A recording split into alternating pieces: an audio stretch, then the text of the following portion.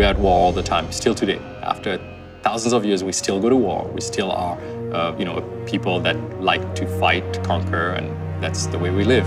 One thing that we thought at the very beginning was, what if war wasn't against one society against another, one religion against another, one people against another people? What if you segmented the race that we are and formed something that is partly us, but not really like us?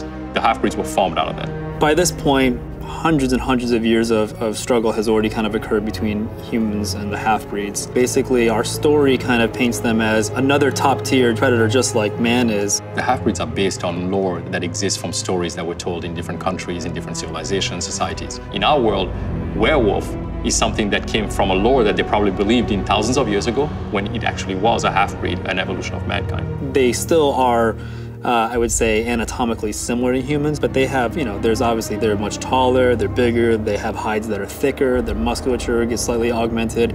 The reason why the lichens and that particular species of half-breed is a threat, it was a question of understanding what it was about the werewolf lore that is as intelligent as you are, but is as bestial as a wolf could be. I think, to me, the most terrifying thing is that we try to basically always have some degree of a performance in them that carries a level of intelligence. They are smart. I think, to me, that's actually the scariest thing about them. And when something can look at you, size you up, and be at your equal, if not above you, I think it becomes very, very scary.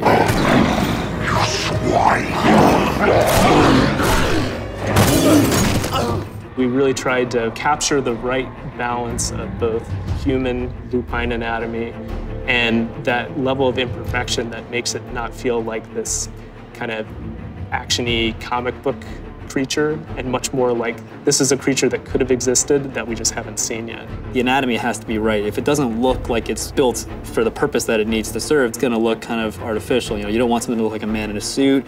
You don't want something to just have weird kind of bones jutting out of it just because that looks cool or scary. Also trying to retain a sense of the person. We didn't want this magical transformation from specific guy to generic scary creature. We wanted a sense of who that person was, still kind of transferred into the lichen anatomy. We knew that one of the pillars of the game was that we not just have lichens, but we have the ability to transform a human into a lichen, or vice versa. We wanted no cheats. We wanted continuous, no-cut shots of this happening. And so what that means is actually transforming the anatomy. The blood from the heart through the veins and arteries. You kind of see this chest expansion as if maybe the lungs, the rib cage, and then all the rest of it as it's being carried through the blood kind of moves outwards to the extremities. The hips, the pelvis. The big toes of the humans actually morphs and migrates back to the dew claw. Everything is very, very different from how the thing is structured. Finding 3D topology that allowed us to achieve that was quite a process. And then the hair growth was another challenge. As they're transforming, a mostly bald human is now transforming into a very hairy dog, cat-like creature. On top of that, the skeletons of both characters are actually animating and transforming along with this blend shape. On top of that, the materials are animating and blending between the human state, sort of an in-between transformation state, and the lichen state without any tricks or gimmicks. I think that's something that people are going to be really kind of excited about. There's that moment where you're like, oh man, turning into a lichen, that's awesome. And so we wanted to make sure we played that up.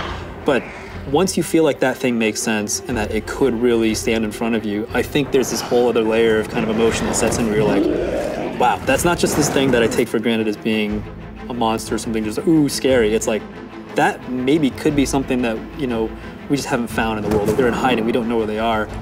It's always a struggle because everybody was like, should we push it a little more? It's like, no, guys, let's make it believable. Let's keep it in the realm of what people are gonna say. You know what, I don't believe in them, but if I did, that's what I would have believed.